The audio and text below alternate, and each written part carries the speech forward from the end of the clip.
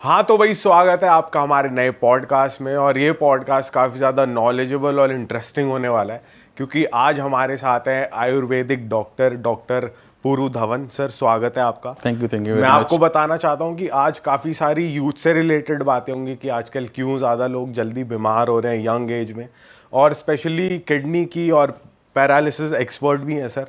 तो सर स्वागत है आपका वंस अगेन। एंड कैसा चल रहा है सब? All good. सर ये बताओ, आजकल बीइंग अ डॉक्टर आप क्या प्रॉब्लम्स देख रहे हो यंगस्टर्स में? उसके बाद हम एड्रेस करेंगे जो हमारे कंसर्न्स है, बट आप कुछ कॉमन चीज़ें बताओ जो आप आजकल देख रहे हो, क्या चल रहा है मार्केट में। जो सबसे बड़ी प्रॉब्लम जो यूथ फेस कर रहे हैं ना, वो आज की डेट में है कि उनको खाना क्या ना उनको पता ही नहीं है। जिम जाना है ये पता है, प्रोटीन खाना है ये पता है, बट बैलेंस डाइट के बारे में वो ज़ीरो जानते हैं। सही बात है। आज की डेट में अगर हम देखें ओपीडी के अंदर तो हर महीने 2-4 पेशेंट ऐसे होते हैं, जिम जा रहे होते हैं, जिम करना है, प्रोटीन के डिब्बे खा रहे हैं, किडनियाँ ख़राब कर रहे हैं। तो वो सबसे बड़ा कंसर्न है जहाँ पर हमें अपने आप को बदलना चाहिए।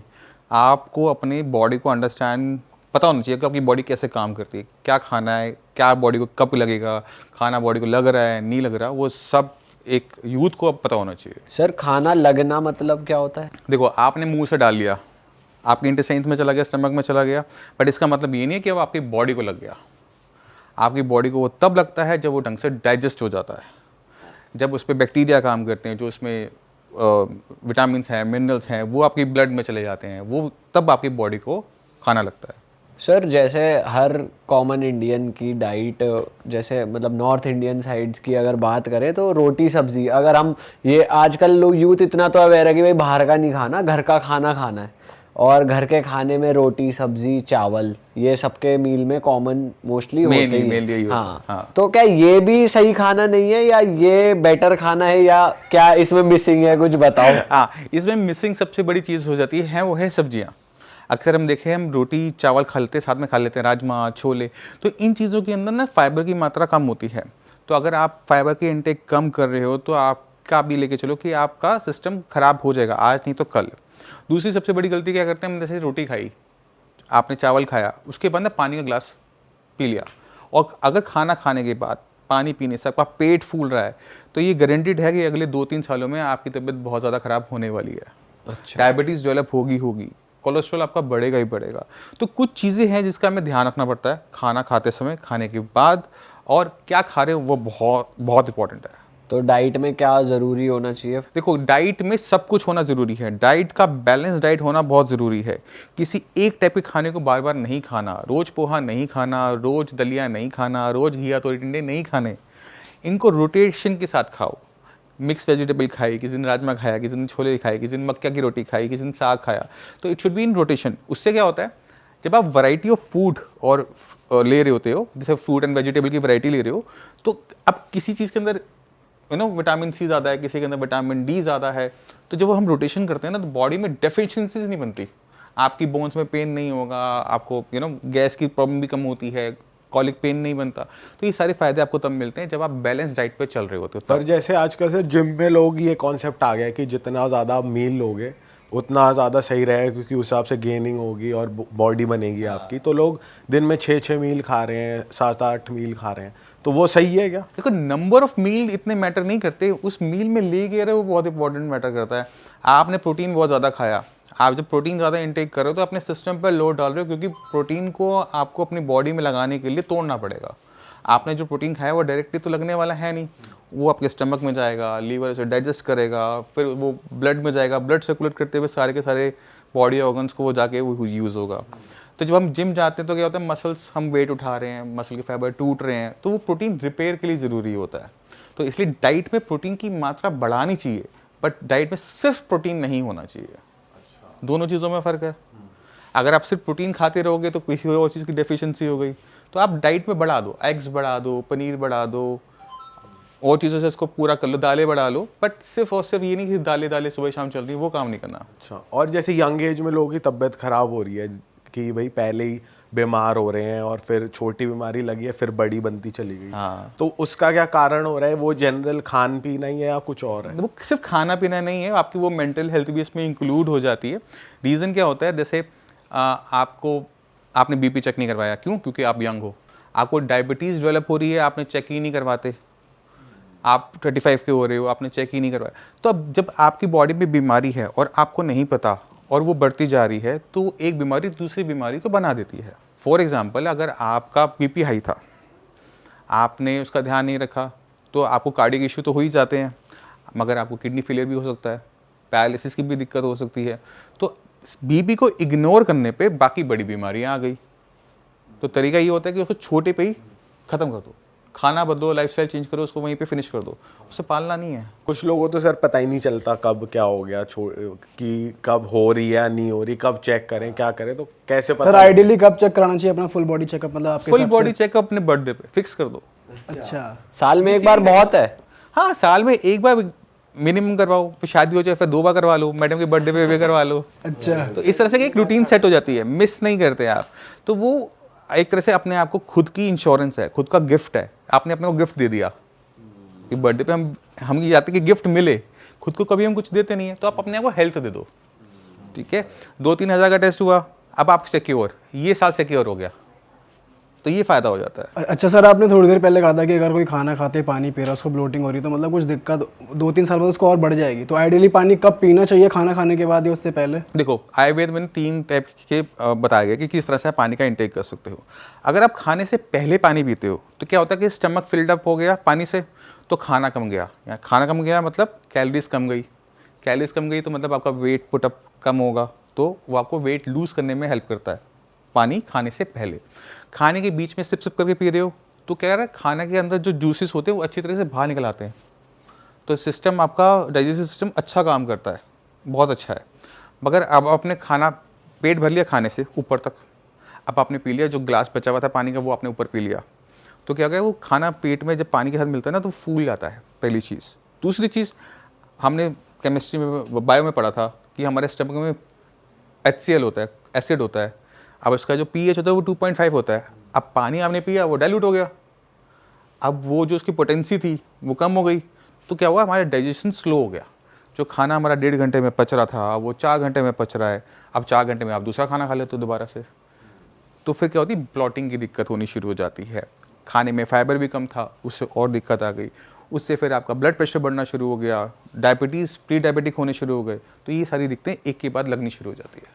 ओके सर, अभी आपने थोड़ी देर पहले एक और चीज़ कही कि प्रोटीन के जो सप्लीमेंट्री प्रोटीन होता है पाउडर वाला, उससे किडनी पे इफ़ेक्ट हो रहा है, तो वो कैसे हो रहा है और उससे कैसे बचा जाए, थोड़ा वो भी बताओ। देखो, अब जो जिम जा रहा है वो 2 पर्पज से जा रहा है, जैसे मैं आपको देख पा रहा हूँ, आप फिटनेस के लिए जाते हो, बहुत ज़्यादा मसल गेन करने तो जा नहीं रहे कि आपने वर्ल्ड चैंपियन में जाना है। तो 2 टाइप के जिम जाने वाले हैं, एक है हेल्थ के लिए, एक है बॉडी गेन के लिए।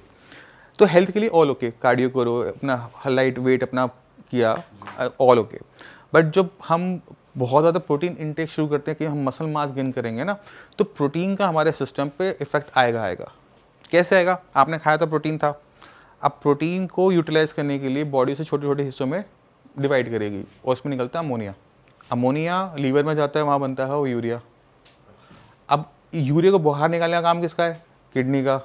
तो आपके 2 ऑर्गन पे बहुत लोड जाता है प्रोटीन खाने पे, आपके लीवर पे और आपकी किडनीज पे। अब लीवर तो रीजनरेट हो जाता है, किडनी रीजनरेट नहीं हो पाती। तो जब हम प्रोटीन अच्छा नहीं खाते, जब बॉडी को जो सूट नहीं कर रहा है वो खाए जा रहे हैं, तो किडनी के खराब होने के चांसेस बहुत ज़्यादा हाई हो जाते हैं। तो अगर हमारे लिवर पे इफेक्ट आ रहा है तो किडनी पे आएगा ही आएगा, ऐसा है?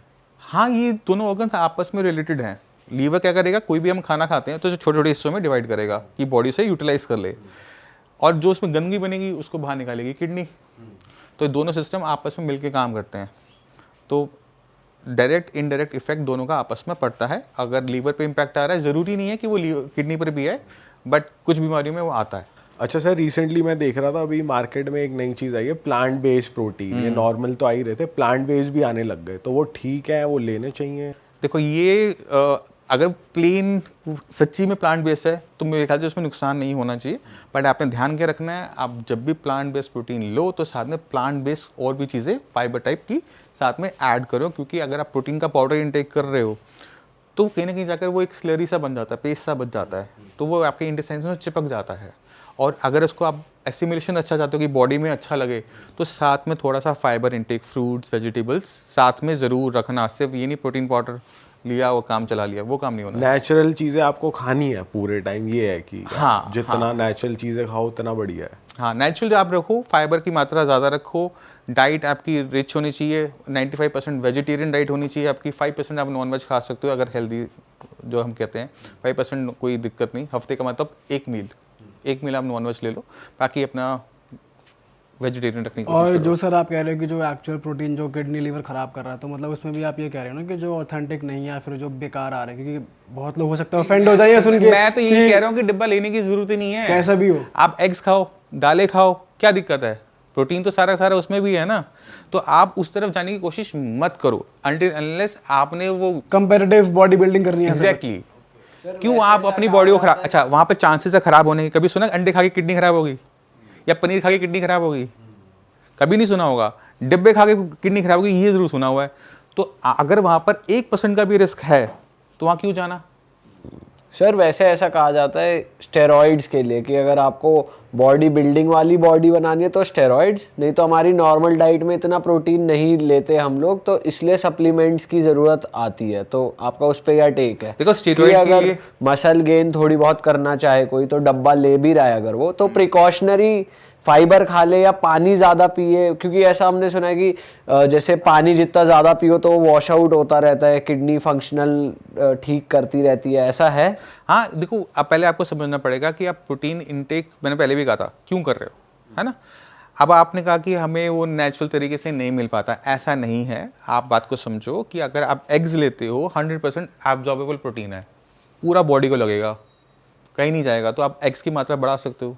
अब बहाना होता है कि गर्मियों के मौसम में हम अंडे कैसे खाएं, कुछ लोग वेजिटेरियन होते तो अंडे नहीं खाते। तो आप ये समझो कि जैसे हम पनीर लेते हैं, अगर आप घर का बना हुआ पनीर का कुछ खा रहे हो तो उसमें प्रोटीन बहुत अच्छी मात्रा में है, आपके डब्बों से ज़्यादा अच्छा प्रोटीन मिल जाता है और आपके सिस्टम को इफेक्ट नहीं करता। आप खाना दिन में 6 बार खा लो। पर सर ये थिंकिंग रहते हैं ना कि 28 ग्राम फिर दिन में 2 स्कूप लेने हैं, पूरा बॉडी से डबल पूरा करना है, क्योंकि ये कहते हैं कि जितना आपका वेट है उससे डबल आपको प्रोटीन इनटेक करना होता है। हाँ, तो मगर एक बार मुझे बताओ, जब ये बॉडी हम बना लेते हैं, कभी देखा है उनकी लेटर एज में क्या हालत होती है? जॉइंट्स वॉइंट्स सब बोल जाते हैं, सब बेड पर होते हैं और किडनी खराब हो रही है, लीवर खराब हो रहा है। आपको पता है कि आपके साथ ये हो सकता है, पॉसिबिलिटी है, आप क्यों करना चाहते हो उसको? आप अगर किसी को इंप्रेस करने के लिए कर रहे हो तो बिल्कुल नहीं करना चाहिए। अपनी बॉडी को लीन रखो ना। अब आपके सामने ऋतिक रोशन भी तो एग्जाम्पल है ना, बॉडी देखो उनकी। अब ऐसा तो नहीं लगता ना कि सर उनकी तो बात नहीं कर सकते सर। सर वो तो सब साइकिल चलाते हैं सर, वो तो टीके लेते हैं। आप जितने भी एथलीट्स होते हैं, एथलीट्स होते हैं, उनकी बॉडी देखो आप, बिल्कुल इतनी बढ़िया बॉडी होती है, स्लिम बॉडी होती है। जब आप इंजेक्शंस ले रहे हो, अपने स्टेरॉइड्स ले रहे हो, तो बॉडी फूल तो जाएगी, बट उसे मेंटेन करना बहुत मुश्किल होता है लेटर एज पे। अब आप जो स्टेरॉइड्स ले रहे हो उसके साइड इफेक्ट आपको देखने को मिलेंगे, आज नहीं तो कल मिलेंगे, 100% मिलेंगे। तो आप रेडी हो उसको लेने के लिए, और रिस्क क्यों ले रहे हो? मैं कहूँ कि इससे आपको ये हो सकता है, ले लो, अभी नुकसान नहीं पहुंचाएगा, बाद में नुकसान पहुंचाएगा। करोगे? नहीं। अपनी हेल्थ के साथ करोगे? बिल्कुल नहीं करना चाहिए। सर ऐसा ही एक और मिथ भी है किडनी से रिलेटेड, किडनी स्टोन से रिलेटेड, कि बियर पी लो तो बियर पीने से आपकी किडनी की पथरी का दर्द नहीं उठता या पथरी निकल जाती है, तो उसका भी मिथ क्लियर करो सिंस आप एक किडनी एक्सपर्ट हो। ये तो सारे पेशेंट भी आगे पूछते हैं, डॉक्टर साहब पथरी है, बियर पी लूँ? मैडम साथ में बैठी होती है, पी लूँ? और हम उनको कहते हैं कि देखो नहीं, ज़रूरत नहीं है। अगर आपको स्टोन नहीं है और आप बियर पी रहे हो तो वो स्टोन बना रही है। अच्छा। याद रखना, उसमें ऑक्जेलेट है। हाँ, उसमें ऑक्जेलेट है, वो पथरी बनाएगी, उस पर पूरी रिसर्च हो चुकी है। अगर पथरी फंसी हुई है, मतलब उसने यूरिन को रोक रखा है, यूरिन बंद हो रहा है, निकल नहीं पा रहा, ब्लॉकेज कर रखा है, तब जब हम बियर पीते हैं तो वो एक डायूरेटिक की तरह काम करती है, बहुत ज़्यादा यूरिन बना रही होती है, प्रेशर बनाती है, तब वो पथरी पास हो जाती है। तो आप उसे कब पी रहे हो वो मायने रखता है ना। अब वो कैलिक्स में पड़ी हुई है, कहीं ब्लॉकेज नहीं कर रखा उसने यूरिन का, आप पथरी वो बियर पियोगे, पथरी बड़ी हो जाएगी। सर ये पथरी की ना प्रॉब्लम आजकल यंगस्टर्स में भी बहुत हो रही है, ये मैं थोड़ा जानना चाहता हूँ ये बनती कैसे है? क्योंकि हमने सुना है कभी कभी वैसे बता रहा हूँ कि शिकंजी पी रहे होते हैं, नींबू का बीज चला गया या टमाटर के बीज चले गए तो उनसे वो पथरी डेवलप हो जाती है, या कई लोग कहते हैं कि दवाइयों के वो दवाइयाँ खाते हैं हम, उससे पथरी बन जाती है, जो छोटे छोटे पीसेज या जो डाइजेस्ट नहीं होते। तो ये बनती कैसे है, थोड़ा इसके बारे में देखो, बताओ। जो भी आप खाना खाते हो ना वो किडनी तक पहुंचता ही नहीं है, डायरेक्ट नहीं पहुंचता, वो पहले आपके माउथ से गया, आपके स्टमक में गया, स्टमक से डिओडिनम में गया, उसके बाद अपनी स्मॉल इंटेस्टाइन्स, लार्ज इंटेस्टाइन, और फाइनली वो बाहर। अब जो उसके अंदर सामान था जो बॉडी ने एब्जॉर्ब किया, ब्लड में लेकर आया, अब उससे पथरी बन सकती है। अब जो हमारी जो स्टोन फॉर्मेशन होती है उसमें कैल्शियम के और ऑक्जेलेट के स्टोन सबसे ज़्यादा होते हैं, यूरिक एसिड के स्टोन सबसे ज़्यादा होते हैं। तो अगर आप खाना ऐसा खा रहे हो जिसमें ऑक्जेलेट ज़्यादा है, कैल्शियम ज़्यादा है, कौन से खाने होते हैं ऐसे? जैसे आप टमाटर की बात कर रहे थे, तो टमाटर के बीजों के अंदर ऑक्जेलेट होता है, बट वो इतना कम होता है कि पथरी बनाने में से 20 साल लगते हैं। अच्छा, ठीक है। दूसरी चीज़ है कि आप पानी का इंटेक कितना करते हो। अगर आप पानी का इंटेक कम कर रहे हो तो पथरी बनने के चांसेस ज़्यादा हैं। अगर आप पानी का इंटेक अच्छी तरीके से करते रहते हो, प्यास लगने पे पानी पी रहे हो, खुल के पानी पी रहे हो, तो वहीं पे स्टोन बन नहीं पाता, क्योंकि जो भी वहाँ पे पथरी बनाने वाली चीज़ है वो तो फ्लश आउट हो गई, तो वो इकट्ठा ही नहीं हो पाता। तो वाटर का इंटेक प्रॉपर रखना है, और खाने को आप इस तरह से जज मत करो कि इससे पथरी बनती है, इससे नहीं बनती। अब बन गई है तो वो निकलेगी, दिस वे और दैट वे। सर हमारे कुछ जानकार है जिनके पास मतलब किडनी में स्टोन है, और उनसे हम ये सुनते आते हैं यार इतने साल हो गए हैं वो निकल नहीं रहा है, अटका हुआ है, ट्रीटमेंट भी चल रहा है। तो मैं जानना चाहता हूँ, अगर आपके पास कोई पेशेंट आता है तो आप कितने दिन में उसको ट्रीट कर देते हैं, और आपका क्या तरीका होता है? देखो, किडनी स्टोन के पेशेंट हम ज़्यादा देखते नहीं है, बट मैं फिर भी समझा देता हूँ। अगर पथरी का साइज 7 से 8 mm के आसपास का है ना, या उससे छोटा है, और वो फंसी हुई है, तो निकल जाएगी। पानी पियो खूब सारा, गन्ने का juice P low, juices P low, और बियर की आप बात करते हो उस टाइम में बियर भी पी सकते हो अगर फंसी हुई है तो। अगर पथरी कैलिक्स में बैठी हुई है, किडनी का एक हिस्सा होता है कैलिक्स, अगर वहाँ पे बैठी हुई है तो वो आपकी बियर पीने से नहीं निकलेगी, पानी पीने से नहीं निकलेगी, जब तक वो फंस नहीं जाती। ठीक है। अब उसका साइज़ मैटर करता है कि उसको सर्जरी की ज़रूरत है या फिर वो ऐसे निकल जाएगी। तो अगर स्टोन का साइज़ 7-8 mm का है तो निकल जाएगी, उससे ऊपर है तो क्योंकि नली इतनी पतली है, अगर वो वहाँ पे फंस गई तो निकल नहीं पाएगी। तो साइज़ उसमें वहाँ पे मैटर करता है। ठीक है। अगर साइज़ बड़ा है, डोंट टेक रिस्क। सर आपके थोड़े क्लाइंट एक्सपीरियंस समझते हैं, आपके पास कैसे लोग आते हैं किडनी की प्रॉब्लम्स लेकर, उनको और किस तरीके की नहीं, मेरे पास जो पेशेंट आते हैं वो किडनी फेलियर के ज़्यादा होते हैं। फेलियर ही? हाँ, किडनी ख़राब हो रही है, क्रिएटिनिन बढ़ रहा है, यूरिया बढ़ रहा है, तो वो वाले पेशेंट ज़्यादा होते हैं। तो उनको आप फिर मेडिकली ट्रीट करते हो, मतलब सर्जरी ऑपरेशन ही ऑप्शन है या फिर कुछ और भी ऑप्शन है, लाइफस्टाइल चेंजेस? सर्जरी नहीं करते, सर्जरी तो कभी भी उसमें एडवाइस नहीं होती। उसमें डायलिसिस, उसके बाद अगर काम बन जाता है ठीक है, नहीं बनता तो ट्रांसप्लांट का ऑप्शन होता है। तो किडनी ख़राब क्यों होती है ना, वो बहुत इंपॉर्टेंट है। जो किडनी जो ख़राब हो रही है, 80% गलतियाँ हमारी ही होती हैं। आपका बीपी था, आपने ध्यान नहीं दिया, आपने अपनी बॉडी को चेंज नहीं किया, आपने खाने को चेंज नहीं किया, टाइम पे मेडिसिन नहीं ली, अब उस हाई ब्लड प्रेशर की वजह से किडनी ख़राब हो गई। इसी तरह से डायबिटीज़, अब डायबिटीज़ पता है मुझे कई सालों से है, डॉक्टर ने बोला है कि मेडिसिन खाते रहो, काम चलता रहेगा। तो पेशेंट क्या करता है, अरे डायबिटीज़ ही तो है, हर दूसरे घर में होती है, कुछ नहीं होता, डॉक्टर साहब ऐसे ही बोलते हैं। तो जो आपकी शुगर लेवल बढ़ रहे हैं वो आपकी किडनी पे इम्पैक्ट डाल रहे हैं। या तो शुगर ठीक कर लो या फिर किडनी का ध्यान साथ में रख लो। तो अगर हम इन दो बीमारी को निकाल दें ना, तो 80% किडनी की बीमारियाँ होंगी ही नहीं। तो लाइफस्टाइल डिसऑर्डर्स हैं, मतलब किडनी फेलियर 80% तो लाइफस्टाइल डिसऑर्डर हो गया, गलत खाने पीने की वजह से, स्ट्रेस की वजह से बीमारी डेवलप हो गई। सर जैसे आपने कहा कि हम लोग चेक ही नहीं कराते, हमें पता ही नहीं होता कि बीपी बढ़ा हुआ है, तो मैं चाहता हूँ कुछ ऐसे सिम्टम्स आप बताइए कि हमें चेक कराने की नीड पता चले, क्योंकि हम छोटी मोटी चीज़ें तो ऐसी सोचते हैं, तो ऐसे ही हो रहा है। बस यही अप्रोच है ना, यही अप्रोच बदलना है। वही मैं चाह रहा हूँ कि आप कुछ ऐसे सिम्टम्स बताओ कि हमारे जो व्यूअर्स है वो देख रहे हो तो उन्हें थोड़ा सा अवेकनिंग हो जाए कि नहीं यार ये। जितने भी डॉक्टर्स हैं, अच्छे डॉक्टर्स हैं, आपको कहेंगे कि रेगुलर बेसिस पे बीपी शुगर का टेस्ट करवाओ, खासकर 30 के बाद तो खासकर। ठीक है। मगर अगर आपको हेडेक बना रहता है, बार बार होता है, सिर में भारीपन बन जाता है, तो वो पहला साइन होता है जो आपको मिल सकता है हाई ब्लड प्रेशर की वजह से। ओके।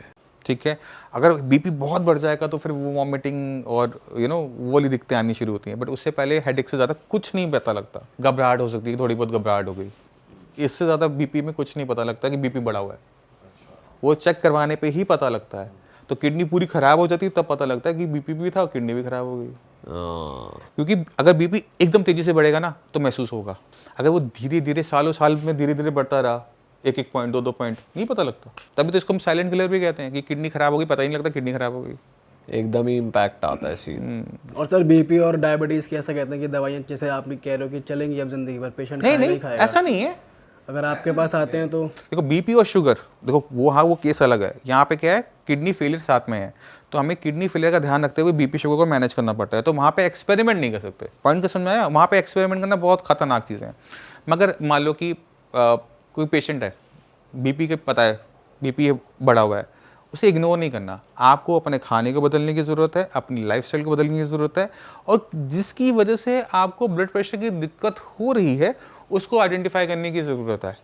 क्योंकि 3 ऑर्गन है बॉडी के अंदर जो बीपी बढ़ा सकते हैं, आपका ब्रेन, आपका हार्ट और आपकी किडनीज। दिक्कत कहाँ है उसे निकालो, उसको दिक्कत क्यों आ रही है उसको अलग कर दो, बीपी ठीक। ब्रेन कैसे करता है? सर आमतौर पे स्ट्रेस की वजह से है आपको पॉडकास्ट करना है, आपका जो है वो आया ही नहीं, आपका पूरा स्टूडियो ब्लॉक हो गया, फिर क्या करोगे? टेंशन तो होगी ना। अब ये रोज रोज हो रहा है तो दिक्कत हो जाती है ना। तो जब हम स्ट्रेस को डेवलप करते हैं तो बीपी शूट अप करना शुरू कर देता है।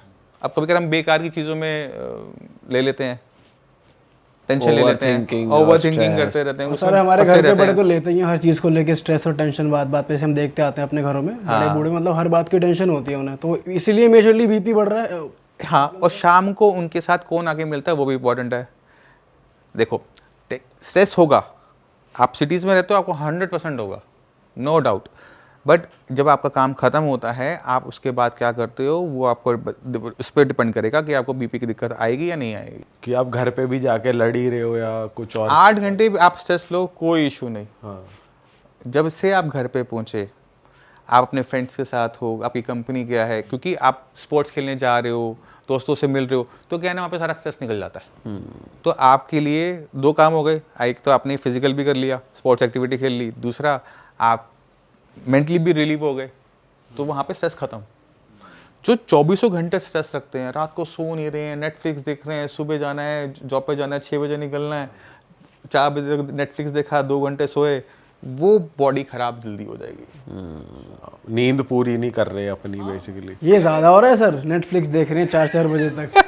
सर सीरीज का स्ट्रेस ले लेते हैं कि इस कैरेक्टर के साथ क्या होगा, अगले एपिसोड में क्या होगा, इसका भी स्ट्रेस ले लेते हैं लोग। दोस्तों का ले लेते हैं, दोस्त ने ये कर लिया मैंने नहीं किया, मैं पीछे रह गया, उसका स्ट्रेस हो जाता है।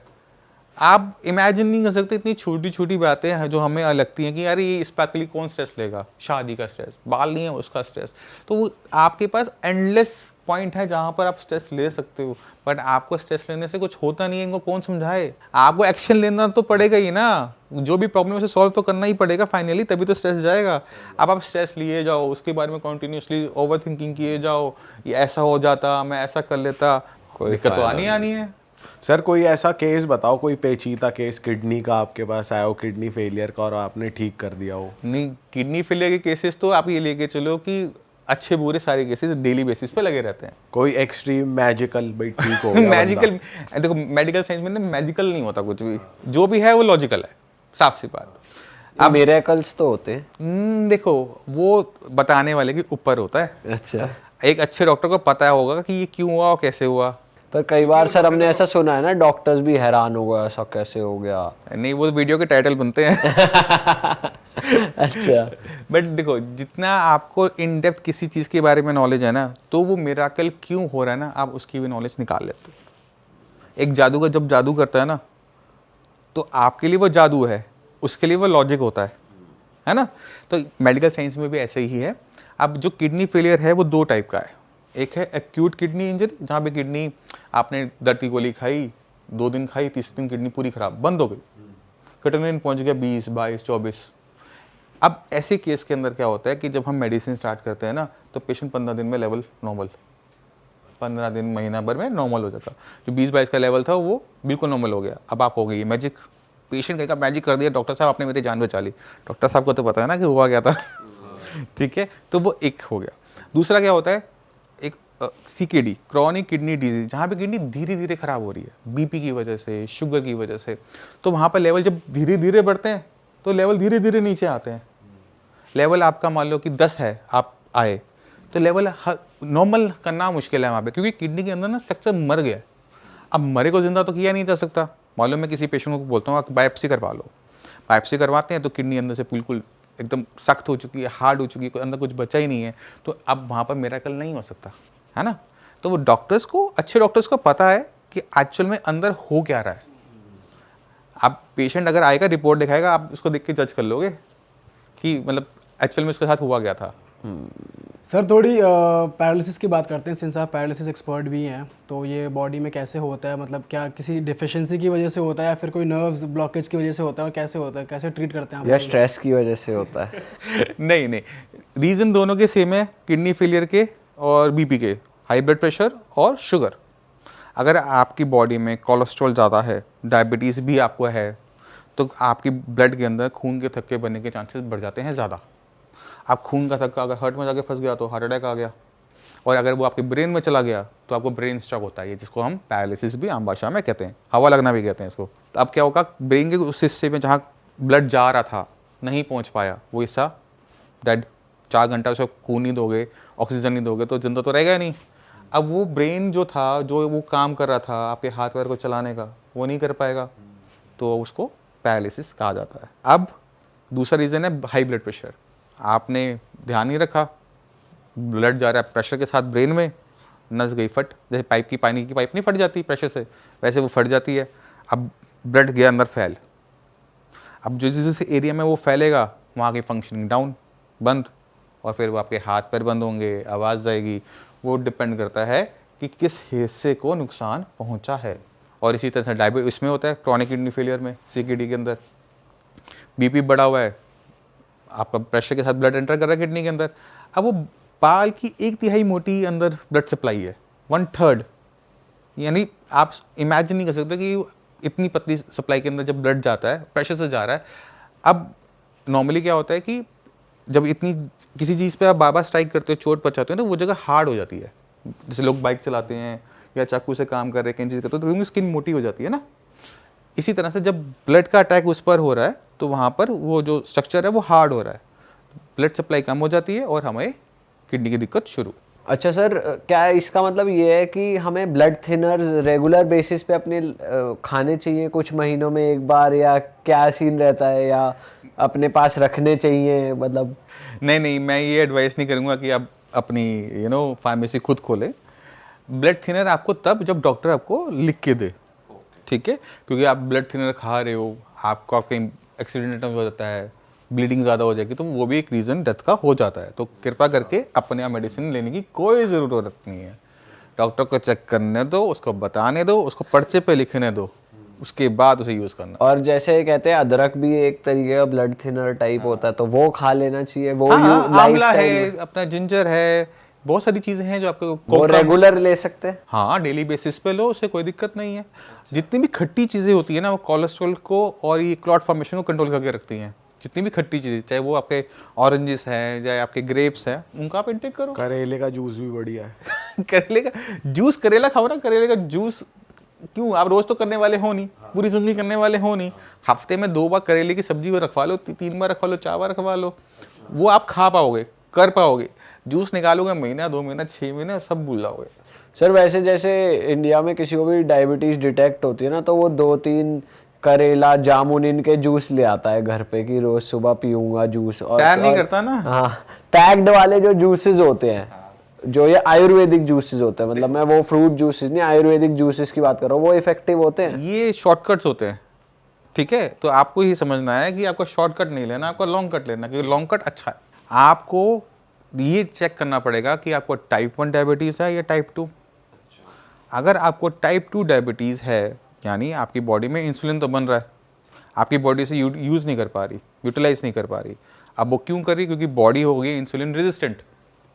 तो दौड़ लगाओ, पहला काम दौड़, स्विमिंग करो, बैडमिंटन खेलो, कोई स्पोर्ट्स ज्वाइन कर लो। अब उसके बाद आपका नंबर आता है कि 2-3 महीने आपने किया, आपकी शुगर कंट्रोल में नहीं आ रही, तब जाके मेडिसिन लगानी, उससे पहले नहीं लगानी। वेट ज़्यादा है, वेट कम करो, तब आपकी शुगर अपने आप कंट्रोल में आ जाएगी, क्योंकि आपका पेनक्रियास बना हुआ है 80 किलो के हिसाब से, आपका वजन है 130-50 किलो के लिए, तो आपके पास इंसुलिन कम पड़ जाता है। तो आप जो मर्जी करेले खा लो, जो मर्जी ताकत लगा लो, जब तक आपका बॉडी का वेट कम नहीं होता तब तक वो आपकी प्रॉब्लम सॉल्व होगी नहीं। अच्छा, तो आइडेंटिफिकेशन जो है बीमारी की जड़, वहाँ तो जाना ही पड़ेगा, वरना आप जितने शॉर्टकट लगाओगे उतने वो फेल होंगे। फिर कहोगे ये काम नहीं करता, फिर कहोगे वो काम नहीं करता।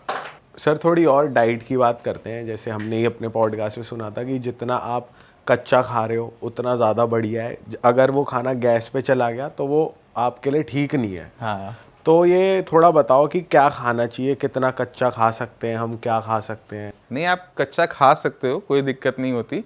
आपको फाइबर की मात्रा, जैसे हम पहले भी बात कर रहे थे कि फाइबर आपको अपनी डाइट में रखना है, तो आप अपनी डाइट में सॉल्युबल नॉन सॉल्युबल फाइबर जितना आप लेके जाओगे आपकी इंटेस्टाइन्स के लिए उतना अच्छा है। बट अगर आपका डाइजेशन वीक है तो कच्चा खाओगे तो ख़राब हो जाएगा, मतलब आपको गैस ज़्यादा बनाएगा। तो कुक्ड फूड, मतलब अगर आपने कोई सब्जी बना रहे हो, कच्चा करेला ना खा के पका के खा रहे हो तो कोई गलत नहीं है वो, अच्छा, ठीक है। ओवर कुक नहीं होना चाहिए, ये नहीं कि आपने इसे 2-2 घंटे 3-3 घंटे गैस पे छोड़ा हुआ है, वो नहीं होना चाहिए। तो सेमी कुक रख कर आप उसको इनटेक कर सकते हो। स्टीम्ड है वो ले लिया, कोई चीज़ आपने बेक कर ली, सब्जियां बेक कर ली, कोई दिक्कत नहीं है। और सर दालें जैसे कहते हैं कि कोई कहता है कि वो भी थोड़ी ठीक नहीं होती आपकी बॉडी के लिए, ऐसा क्यों कहते हैं? नहीं है ऐसा, प्रोटीन की वजह से कह सकते हैं कि आप, मगर दालों में कोई दिक्कत नहीं, उससे ज़्यादा नुकसान तो आपका ये मटन है, रेड मीट जितना है सारा खतरनाक है वो तो। कोलेस्ट्रॉल बहुत तेज़ी से बढ़ाता है वो। और कई बार तो ऐसे पेशेंट आते हैं कि मटन पार्टी करी, अगले दिन पैरालिसिस हो गया। अच्छा, हाँ, तो वो चीज़ें आपको अवॉइड करने वाली, दालें थोड़ा चीज़ें अवॉइड करने वाली हैं। दालें तो आपकी डाइट के लिए तो जरूरी है, आपकी मीट बॉडी के लिए खाने जरूरी से ही है। तुरंत पैरालिसिस ऐसे कैसे हो जाता है? मीट 2 टाइप का है, एक है फिश से आ रहा है, एक आ रहा है आपका चिकन से आ रहा है, एग्स आ रहे हैं। ये वाइट मीट है, ये आपको कम से कम नुकसान पहुंचाएगा, नहीं नुकसान पहुंचाएगा। ऐसे डेली बेसिस पे खाओ, कोई दिक्कत नहीं है। बट जब हम रेड मीट की बात करते हैं, जो जितने भी बड़े जानवर हो गए रेड मीट वाले, इनके अंदर कोलेस्ट्रॉल की मात्रा ज़्यादा होती है। दूसरा, इनको जितना कंज्यूम करोगे उतना बॉडी के अंदर टीमाओ एक मार्कर होता है जो बताता है कि बॉडी में कितनी इन्फ्लेमेशन, सूजन चल रही है, वो बढ़ जाता है। फिर होती है बीमारियाँ उसकी वजह से, कभी किडनी काम नहीं कर रही, कभी आपके लंग्स में दिक्कत आ रही, कभी आपके हार्ट में दिक्कत आ रही है। तो नॉनवेज इसलिए कम रखा जाता है, 5%। अच्छा, और रेड मीट पूरा जितना हो सके उसको अवॉइड करो। सर एक कॉमन प्रॉब्लम हो रही है आजकल, लोगों को लिम्फोसाइट्स भी हो रहे हैं कि कहीं कहीं फूल रहे हैं, हाथ पे गांठें बन रही हैं, वो कैसे बन जाती देखो, लिम्फ है या वो वेन्स है। लिम्फ आपके फूलेंगे बगल में, ग्रोइन एरिया में फूलेंगे, यहाँ बाजू पे नहीं फूलेंगे, यहाँ पे वेन्स फूलती हैं। तो आपको वो आइडेंटिफाई करना पड़ेगा कि वो वेन्स हैं या लिम्फ नोड्स हैं। तो ये भी नुकसान करते हैं बॉडी को? देखो, वेन्स जो हैं वो ब्लड को एक उसमें चला रही हैं। अगर आपकी वेन्स बहुत ज़्यादा फूल रही हैं तो आप या तो एक्सरसाइज ज़्यादा कर रहे हो, है ना, या फिर ब्लड सर्कुलेशन प्रॉपर नहीं बना हुआ। तो आपको देखना पड़ेगा, पेशेंट को देखना पड़ेगा कि वहाँ प्रॉब्लम एक्चुअल में है क्या। जैसे हाथ में है यहाँ पे, तो फिर वो लाइपोमा होता है जो मोटे मोटे बन जाते हैं। सर देखो ये हो रखा है, देखना। हाँ, ये लाइपोमा बना हुआ है ना, इसमें तो बहुत सालों से है, कभी कुछ ये हुआ नहीं। डांसिंग से बना होता है। देखो, जब आपने छुआ और वो हिले साथ साथ, तो वो लाइपोमा है, तो वो नुकसान करता है। फैट की डिपोजिशन है। अच्छा, ठीक है। सही डिसॉल्व कैसे होगा? नेचुरली होगा या फिर इसको ट्रीट करना पड़ेगा? आप इसको चाहो तो इसको कर सकते हो, उस पर थोड़ा सा हीट अप्लाई करोगे तो फैट जो है वो ब्रेक डाउन होकर निकल जाता है। मेल्ट हो जाती है जैसे? ट्राई कर लो, कुछ खराब तो हो नहीं रहा, हीट ही तो अप्लाई मतलब करनी ये है। बॉडी में कुछ नुकसान नहीं करेगा? नहीं, अगर बहुत बड़ी हो जाए, पेन करने लग जाए, तो इसकी सर्जरी अच्छा ऑप्शन होता है, क्योंकि फैट को निकाल, मतलब तेजी से काम हमारा हो गया। और बहुत बड़ा तो छोटा सा इंसिजन लगना होता है। मतलब ये काफी टाइम से, पर इसका साइज कम मेरे हो भी रहा है, बढ़ आपके नहीं अकेले के नहीं है। मैं अभी खोलूंगा, मेरे भी इधर इधर निकल आएगी। ये तो सर बहुत कॉमन है, होती है। हाँ, जो भी जिसने भी जिम किया ना उसकी बन जाएगी। तो एक टाइम में हमने भी जिम किया, हमारी भी बन गई, इसके बाद हमने छोड़ दिया। सर आप क्यों नहीं करते? आप जिम अब नहीं करते? आप सर जिम वर्सेस स्पोर्ट्स आप किसको पिक करते हो वैसे? देखो, मेरे जो सर्कल अच्छा बना और जो करने का मजा आया वो आया मुझे टेबल टेनिस और स्विमिंग में। अच्छा, तो मेरी स्विमिंग एंड टेबल टेनिस घूमती रहती है। ओके। और वहाँ पे क्या होता है कि जैसे हम रहते हैं गुड़गांव में, तो वहाँ पे एक अच्छा सर्कल बन जाता है। सेम एज ग्रुप के आपको लोग मिल गए, आपकी बातचीत हो गई, लर्निंग अच्छा बहुत अच्छी सर्कल मिल तो जाती है। नोएडा में ही बन जाता सर, ऐसी बात नहीं है। अगर आप गुड़गांव में रह रहे हो तो अच्छा सर्कल नहीं, आप गुड़गांव कभी मिलवाएंगे आप लोग अपने सर्कल में। यहाँ पे थोड़ा बदमाशों वाला बनता है। नहीं, नोएडा में ऐसा नहीं है, नोएडा भी अच्छा है, गुड़गांव भी अच्छा है, दोनों की अपना एक चार्म है। हाँ, आपको नोएडा अच्छा लगता है, हमें गुड़गांव अच्छा लगता है। बट सर ये बताओ, जैसे मान के चलो, वैसे कहते हैं स्मोकिंग तो बहुत खराब चीज़ है बॉडी के लिए, पर अभी जैसे हवा में ही हम दिल्ली एनसीआर वाले तो स्मोक कर ही रहे हैं ना, स्मोक करते हुए भी। तो उसके लिए क्या करा जाए? अपनी लीवर, लंग्स, किडनीज और इन सबको डिटॉक्स कैसे किया जाए पूरी बॉडी को, कि जो भी इकट्ठा हो रहा है वो क्लीन होता रहे? देखो, अगर गंदा हो रहा है तो पहला तो यही है कि इसे गंदा मत होने दो। सर अब हवा तो अवॉइड कर ही नहीं सकते। नहीं कर सकते हैं ना। कैसे? आप देखो, आपके पास ऑप्शन है, आपको अपना प्रोफेशन देखना पड़ेगा। आप प्रोफेशन में अगर आपको अलाउ है मूव करना तो कर जाओ। अच्छा, मैं कहूँगी ये जो हम बैठे हैं, ये अगर हम गोवा में बैठ के करें तो कोई दिक्कत ही नहीं थी। सर आप अब गोवा थोड़ी आते हमारे लिए फ्लाइट पकड़ के। नहीं, ये तो अब पेशेंट आते नहीं गोवा से, पेशेंट अपना यूएस से आ जाता है। अच्छा, तो पेशेंट आ सकता है, तो जिसका जरूरत है वो अपने आप चल चलो सर, अब हम नहीं मूव कर सकते, कोई बंदा मूव नहीं कर सकता, तो डिटॉक्स कैसे करें नेचुरली घर रह के? वो थोड़ा लंग्स को करना है, बॉडी को करना है, पूरी बॉडी को करना है। पूरी बॉडी को करना। सबसे आसान तरीका है वो है लंघन, यानी अगर आप खाना अपना कम खाते हो या खाने पे जो अपनी बॉडी के अंदर जो डाल रहे हो उसका ध्यान रखते हो तो आपका काम बन जाता है।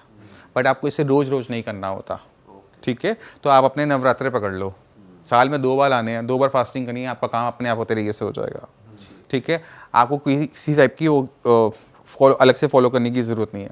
दूसरा है, जब आप एक्सरसाइज करते हो तो आपकी बॉडी का जो मेटाबॉलिज्म है वो बहुत फास्ट हो जाता है। आपने देखा होगा जो जिम वाले बच्चे होते हैं कुछ भी खा जाते हैं, जैसे आप कर रहे थे, पता नहीं कितना 6-8 बड़ा खाना खा जाते हैं। तो जब आप एक्सरसाइज कर रहे हो तो आपको फास्टिंग करने की भी ज़रूरत नहीं होती, क्योंकि आप कुछ भी गलत लेके जाओगे बॉडी उसको बाहर कर देगी, डाइजेस्ट कर देगी, ख़त्म कर देगी। एंड लंग्स को अगर स्पेसिफिकली या किडनीज को डिटॉक्स करना हो, ये आसान तरीका नहीं है। लंग्स के लिए तो खास बात है कि अगर आप स्मोक इनहेल कर रहे हो, अगर आपकी लंग्स वीक हैं तो ख़राब होने के चांसेस ज़्यादा हैं। ऐसे ठीक करना है तो साफ़ हवा के अंदर एक्सरसाइज करके आप थोड़ा बहुत प्रिवेंशन कर सकते हो। बट आप ये मत सोचो कि आप कोई चीज़ करोगे उससे आपके लंग्स डिटॉक्स हो जाएंगे, कोई तरीका नहीं है। अच्छा, स्मोकिंग रोकनी ही होगी एक तरीके से, क्योंकि बहुत लोग हैं इस टाइम जो हाँ, आप अपने घर में एयर प्योरीफायर का यूज़ कर सकते हो, इससे ज़्यादा क्या यूज़ कर पाओगे? शॉर्टकट्स यूज कर सकते हो। उसमें नहीं है। सही तरीका है मूव टू क्लीनर प्लेस। उसके आप करो कि शॉर्टकट ढूंढ रहा हूँ, काम नहीं करेगा। सर आप तो पहाड़ों में ज़्यादा ट्रिप लगवाओगे अब की, पहाड़ों में थोड़ी क्लियर हवा पर ट्रिप नहीं सर कह रहे, वहाँ प्रॉपर्टी लो के वहीं रहना रहो। तो मुश्किल है हमारे लिए, तो इसलिए घूम ही आएंगे थोड़ा। और पहाड़ों पे जाके वो सब नहीं करना जो तुम करते हो वहां जाके, क्लीन रहना है। पहाड़ों पे गए, वहाँ की बूटी वहाँ भी चला हवा ली। खराब हो रही वहां की बूटी चल रही है अलग से। नहीं, वो सारी चीज़ें तो एडवाइस नहीं है। बट हाँ, अगर आपके पास आप छुट्टियाँ बना लो ना। जैसे आपने काम किया, आपको पता है कि आप महीने के अगर तुम हफ्ता भर भी अलग चले जाते हो या नोएडा से जस्ट बाहर भी चले जाओगे, ग्रेटर नोएडा हेड भी चले जाओगे, तो भी वहाँ पे हवा यहाँ से साफ़ है, तो आप डिस्ट्रेस भी हो गए, हवा भी आपको क्लीन मिल गई। तो इस तरह के जो अपने प्लान्स हैं वो एग्जीक्यूट कर लो। ओके, अच्छा सर, अल्कोहल की अगर बात करें तो कौन सी, मतलब अल्कोहल तो सारी खराब कौन सी but अच्छी है? सबसे ज्यादा डैमेज कौन सी करती है हमारे ऑर्गन्स को? सारी करती है। देखो, जिसमें जितनी ज़्यादा अल्कोहल परसेंटेज है वो उतना ज़्यादा नुकसान पहुँचाएगी। ठीक है, तो जो सब, तो आप अल्कोहल परसेंटेज में लगा लो। अच्छा, मेरे को बहुत ज़्यादा नॉलेज नहीं है, बट हाँ, जैसे आप नहीं वोडका पीते? होगी, जिन कभी कभार ओकेजनली, साल में कुछ दिन ही, बिना रोज तो नॉलेज देखे हैं सब तो जो आ जाए। आप क्या पीते हो वैसे? मैं नॉर्मली पसंद अगर देखा जाए तो बियर या फिर विस्की होती है, इससे आगे नहीं जाते। सर वाइन ठीक है, वाइन तो ठीक, वाइन, हाँ वाइन भी कर सकते हैं। वाइन पी हाँ, परसेंटेज देखो, परसेंटेज ऑफ अल्कोहल मैटर करता है कि आपको नुकसान कितना वो पहुंचाएगा, कितना नहीं पहुंचाएगा। और एडवाइस ये होती है कि जितना हो सके उसको अवॉइड करने की कोशिश करो। और ये सर मिक्सचर्स में जैसे कॉकटेल्स वगैरह बनती हैं वोडका की, जिन बहुत चल रही है आजकल कि लोग सर टॉनिक जिन वाटर, टॉनिक ट्रेंड में है, जिन टॉनिक, तो उसके लिए क्या करे इंसान? वो भी गलत है। क्या चीज़ नहीं, आप ये देखो कि आपने लास्ट कब पी थी। लास्ट तो अगर सर लास्ट आपने पी है कल, तो आज रुक जाओ। कल तो नहीं पी सर, पिछले तो हफ्ते आज पी थी। P low. अभी गिरा है गिलास। पिछले हफ्ते भी थी तो रुक जाओ। तो अपने जैसे डेज, जैसे आपका सर्कल बहुत अच्छा हुआ तो आप किसी न किसी का हर महीने में एक बर्थडे तो आता ही होगा रफली, तो वो डेज फिक्स कर लिया कि हाँ इस दिन पियेंगे, क्योंकि उस दिन आप रखोगे तो आपके ऑटोमेटिक तरीके से पूरा महीना नहीं हुआ, तो कम से कम पिए तो कम से कम नुकसान। और आपको अपनी लिमिट पता होनी चाहिए कि कहाँ रुकना है। अच्छा, ये बहुत इंपॉर्टेंट है। आपको लगता है कि 30 ml हो गया बस बंद, इससे ज़्यादा नहीं जाना। और सर उनके लिए भी कुछ कह दो जो लोग फ्राइडे आती हो, दिन फ्राइडे चलो भाई चलो शाम को लगाते हैं पैग, उसके लिए नहीं, वो बहुत एडवाइस नहीं है, बिल्कुल भी एडवाइस नहीं है। अच्छा सर, जिस दिन जैसे देखो, दोस्तों के साथ बैठना अच्छी बात है और डी स्ट्रेस करने में नो डाउट कंपनी मैटर करती है, बट कभी कभी कंपनी में बैठने के लिए भी आप अल्कोहल इंटेक कर रहे होते हैं, बट आपको अपनी लिमिट्स पता होनी चाहिए और आपको अपनी लाइफ, अपनी बॉडी से क्या चाहिए ना, वो बहुत इंपॉर्टेंट है।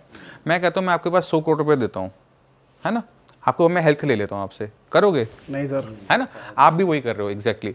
आप अपनी लाइफ को ट्रेड कर रहे हो विद प्लेजर, वो मत करो, साथ में रखो, ट्रेड मत करो कि ये ले ले और वो दे दे, वो वाला काम नहीं होना चाहिए। तो आपको अपनी लिमिट्स बहुत अच्छी तरीके से पता होनी चाहिए कि कब करनी है, कब नहीं करनी, किसके साथ करनी, किसके साथ नहीं करनी, ये भी पता होना चाहिए। सर मैं ये जानना चाह रहा हूँ, जैसे कभी कभी ज़्यादा हो जाती है ना, मतलब पता नहीं रहता या कोई ओकेजन ऐसा आ गया जिस दिन ज़्यादा हो गई, क्या कुछ नेक्स्ट डे के प्रिकॉशंस होते हैं इमीडिएटली नेक्स्ट डे की डैमेज कंट्रोल कर लिया हो गया। या फिर अच्छा हो उसी टाइम हो गया? देखो जैसे ही आप अल्कोहल लोगे, अल्कोहल आपके सिस्टम में जाएगा, अब आपको लगता है अच्छा, क्यों? क्योंकि अल्कोहल आपके ब्रेन में जा रहा होता है तो आपको बहुत अच्छा लग रहा होता है, बट आपका लीवर और किडनी रो रही होती हैं क्योंकि उनको फालतू का काम करना पड़ेगा।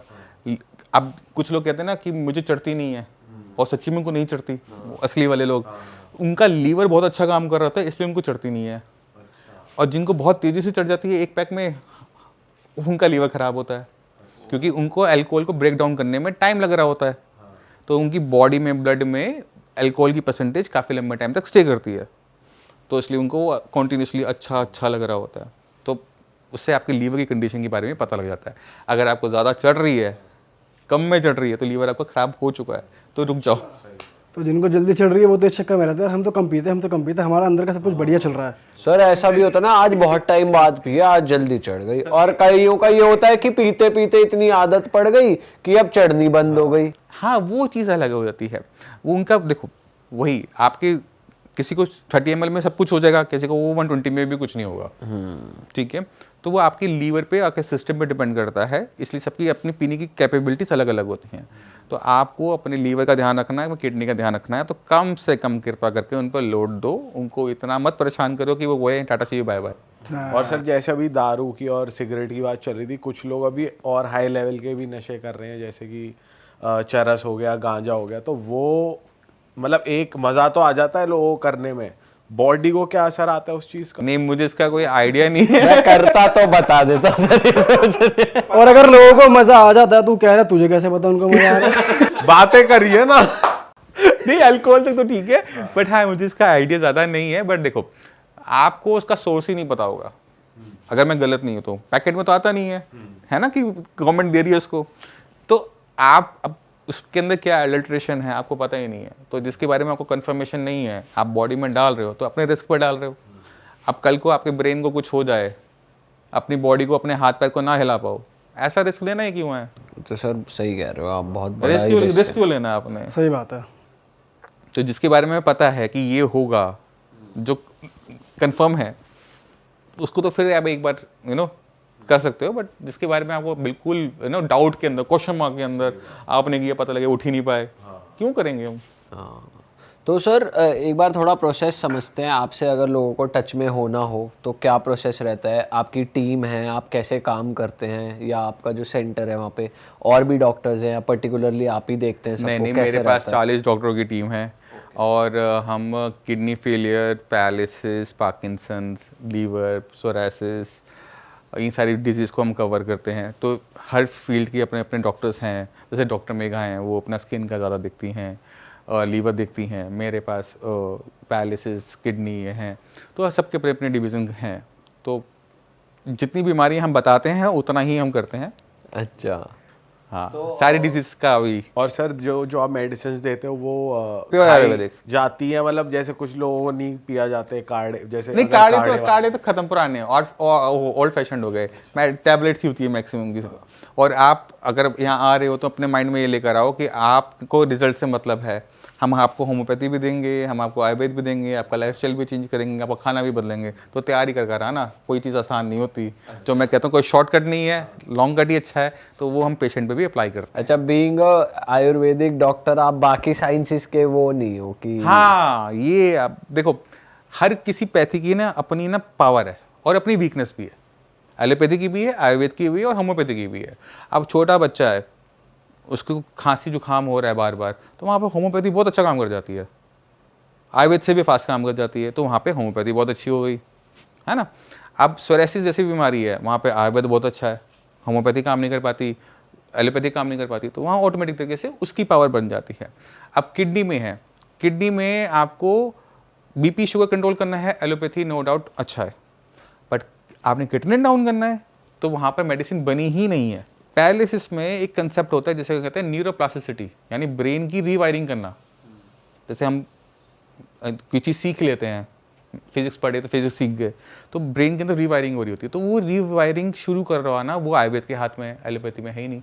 तो हर किसी पैथी की अपनी पावर और अपनी वीकनेस दोनों है, तो वीकनेस सबकी छोड़ दो, पावर सबकी ले लो। तो पेशेंट को ठीक करने का हो गया ना, फाइनल आउटपुट क्या हुआ, आउटपुट अच्छा होना चाहिए बस। बट ये कॉम्बो सर आपस में रिएक्टिव तो नहीं है? अगर आप एक पेशेंट पे कुछ ना कुछ डिजीज के ऊपर डिपेंड करता है। ओके। ये सब पे नहीं होता, डिजीज पे डिपेंड करता है। जहाँ आपको लगता है कि ये आयुर्वेद अच्छा है, वहाँ उसको आयुर्वेद को प्रमोट, नो डाउट। जहाँ होम्योपैथी अच्छी है तो उसको आपको कि मुझे पता ही रिजल्ट देगी, बट उसको पीछे तो नहीं रखोगे ना, तो उसको साथ में रखना चाहिए। और हमें गवर्नमेंट हमें परमिशन दे रही है, हमें भी कोई दिक्कत नहीं है। अच्छा सर, अभी नाम तो नहीं ले सकते हम किसी ब्रांड का, बट एक बहुत बड़ा आयुर्वेदिक ब्रांड है जिसकी मेडिसिन पे क्वेश्चन उठे हैं, मतलब प्रोडक्ट्स ही बैन हुए हैं उसके। तो आपकी प्रोडक्ट की सोर्सिंग क्या है और कैसे आप उसे बना रहे हो? क्योंकि पता नहीं होता आयुर्वेदिक, क्योंकि कहते हैं जड़ी बूटियाँ बहुत मुश्किल से सोर्स होती है, मिलना मुश्किल है, बनाने का प्रोसेस टफ है, तो आपकी कैसे नहीं, दवाइयाँ वो तो बन डिपेंड करता है। हमारी तो अपनी खुद की फैक्ट्री है, ओके, गुड़गांव में ही, उद्योग विहार में। तो हमारी तो मैं अपनी मेडिसिन अपने हाथ के नीचे बन रही होती, तो मैं बहुत अच्छी तरीके से पता हुआ है। और प्रोक्यूरमेंट हाँ, वो थोड़ा सा हो जाता है सीजन के ऊपर, कभी कभी चीज़ें अच्छी आ रही है, कभी ख़राब आ रही हैं, तो वो स्टॉकिंग करनी पड़ती है कि सामान साफ मिले, गंदा ना हो। तो कभी आओ हमारी फैक्ट्री में, दिखाएंगे आपको, आना प्रोडक्शन पड़ेगा दिखाएंगे सर, क्योंकि देखो हमारे जो दर्शक हैं और आपके भी, तो हमें बेस्ट चीज़ देनी है जनता को, है ना। तो इसलिए आजकल, क्योंकि सर आयुर्वेदिक पे ही लोगों को ये सोच के विश्वास होता है कि भाई ये अपनी ऑर्गेनिक चीज़ है, इसके कोई साइड इफेक्ट्स नहीं होंगे, और फिर जब ऐसी न्यूज़ मार्केट में आती है तो ऐसा लगता है यार चल क्या रहा है। अब जिस बेड की आप बात कर रहे थे उस पे कहना बड़ा मुश्किल है। तो ये मुझे फाइट ज़्यादा लगती है कि दो पैथियाँ आपस में लड़ रही हैं रेदर देन कुछ हो रहा है, क्योंकि उन्होंने भी किया था पहले किसी ब्रांड को लेकर, तो ये चलता रहता है। ये एलोपैथी आयुर्वेदिक वाले लड़ते ही रहते हैं, इनको लड़ने दो। अपन सारे कॉम्बो यूज करेंगे हम। हिट रहो, अपना इलाज पेशेंट पिस जाता है, पेशेंट फंस जाता है। पेशेंट को लगता है कितना बड़ा धोखा हुआ हमारे साथ, पहले क्या दिखा रहे थे अब एकदम से क्या हाँ, हो गया। यहाँ पर है ना, इनको लड़ाइयाँ करनी चाहिए बंद। यहाँ सोचना चाहिए पेशेंट के बारे में। वहाँ क्या हो गया, आपस में लड़ाई करें, हम सुपीरियर है। आपके लिए इंपॉर्टेंट होना चाहिए कि पेशेंट जो आया है उसके लिए बेस्ट क्या है, तो अपना बेस्ट निकाल के उस पेशेंट को दो और उसको आप आराम दो। ये एक फ़र्ज़ बनता है एक डॉक्टर का। क्योंकि कई बार क्या होता है कि जैसे कहीं किसी पॉइंट में आपको फिजियोथेरेपी ज़्यादा अच्छा काम कर रही होती है, कहीं पे कायरोप्रैक्टर अच्छा काम कर रहा होता है। तो जहाँ पर जो पैथी, जिस बीमारी में जो पैथी अच्छा है, जिसकी पावर है, उसको यूज़ करो। तो ओपन रहना चाहिए, सब चीज़ों को लेकर ओपन रहना चाहिए, बंद नहीं होना चाहिए। अच्छा सर, एक मेरा डाउट था कि आजकल मार्केट में almond milk, plant based milk भी आने लग गए, ओट मिल्क भी आने लग गया, तो ये ठीक है? जैसे कुछ लोग मिल्क से बचना चाहते हैं कि भाई गाय का दूध नहीं पीना है, वैसे नहीं पीना, तो ये ऑप्शन फैशन बन गया, फैशन। हाँ, फैशन बन गया, फैशन बन गया। देखो, अगर आपको दूध सूट करता है, गाय का दूध सूट करता है, आप पियो, दबा के पियो, कोई दिक्कत नहीं है। अगर आपको उसको पीने के बाद ब्लॉटिंग होती है, पेट में दर्द होता है, तो मत पियो। उसकी जगह आप सब्स्टिट्यूट ले सकते हो, आलमंड मिल्क और ओट मिल्क ले लो, कोई दिक्कत नहीं है। तो ये मार्केट में सही आ रहे हैं, जेन्युइन आ रहे हैं? घर में बना लो ना। आपने बादाम भिगोए हैं, उसको आपने रात भर भिगोया, सुबह उसको मिक्सी में चलाया, पानी डाला, आपका दूध तैयार। आलमंड मिल्क छान नहीं तो है इसको। अच्छा, इसी तरह सोया मिल्क भी बन जाता है। रात भर आपने उसे भिगोया, सुबह उसको आपने मिक्सी में चलाया, पानी डाल के आपका सोया मिल्क तैयार। तो आप उसको प्रोक्यूर क्यों करोगे जब घर में बना सकते हो? ना प्रिजर्वेटिव डलेगा, ना अपने घर में होगा, मम्मी बना देंगी। सही बात है सर। सर ये रेसिपी नहीं पता थी हमें असल में। अरे बहुत इजीली यूट्यूब पे तो बहुत इजीली अवेलेबल है, कोई दिक्कत ही नहीं होती उसके अंदर। तो ये ऑप्शन अच्छे हैं। ऑल राइट, चलो भाई, इस पॉडकास्ट को ख़त्म करते हैं सर। हमको तो मज़ा आ गया, आशा करते हैं हमारी जनता को भी ये सब सुनकर, ज्ञान सुनकर बहुत मज़ा आएगा। और जनता से मैं यही बोलूँ, इस ज्ञान को अपने तक ना रखें, इसको शेयर करें, लोगों तक पहुँचाएं, फ्रेंड्स और फैमिली तक पहुँचाएं। और अगर आप सर को भी रीच आउट करना चाहते हैं, सर को कांटेक्ट करने की सारी डिटेल्स आपको नीचे मिल जाएंगी हमारे डिस्क्रिप्शन पे। इनफैक्ट यहाँ पे सर का इंस्टाग्राम भी आ रहा था, तो आप जाके चेकआउट सर का यूट्यूब चैनल भी है। सर के इनफैक्ट 3 चैनल्स हैं, उन तीनों के लिंक्स हम डिस्क्रिप्शन में डाल रहे हैं, जिसपे सर भी रेगुलर कंटेंट बनाते रहते हैं, इन्फॉर्मेटिव वीडियोस बनाते रहते हैं, ताकि आप बिल्कुल हेल्दी रहें। और अगर आपको कोई भी प्रॉब्लम है तो उसका सोल्यूशन सर देते रहते हैं, तो जाकर आप सब्सक्राइब कर सकते हैं। और हम मिलेंगे ऐसी एक मज़ेदार पॉडकास्ट के साथ। Till then bye bye, take care, अपना ध्यान रखो भाई।